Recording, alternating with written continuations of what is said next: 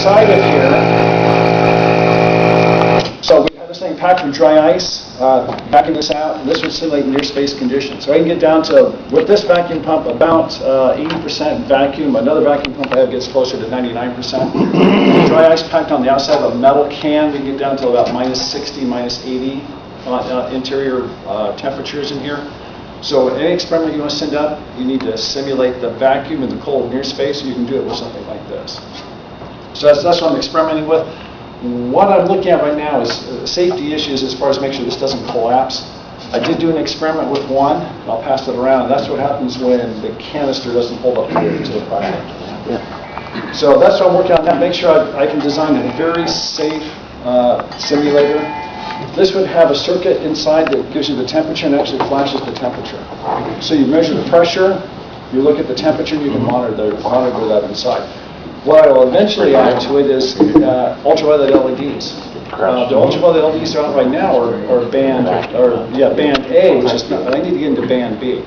I can buy band C, which is sanitizers.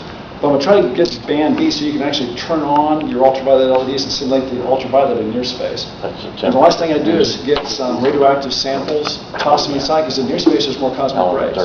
So drop those inside, you get the temperature, the vacuum, additional radiation plus ultraviolet. So that's eventually what this whole system will be set up for. I hope to keep it below $300 for everything. We'll see what happens. Like I said, it's a work in progress right now, but near space in a can.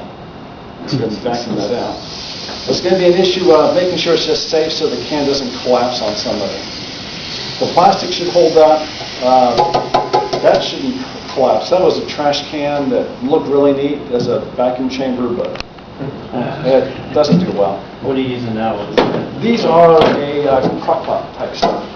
And I figured with something like that, it's got to handle any kind of pressure. So that's what I'm looking at, is using crock pots and things like that. I just over the crock pot and the cooler and just regular stuff you get from a hardware store. That's right, yeah. Target or whatever. That's right. And then if I do that, because if I can do that, it keeps the price down. So none of this is specially manufactured.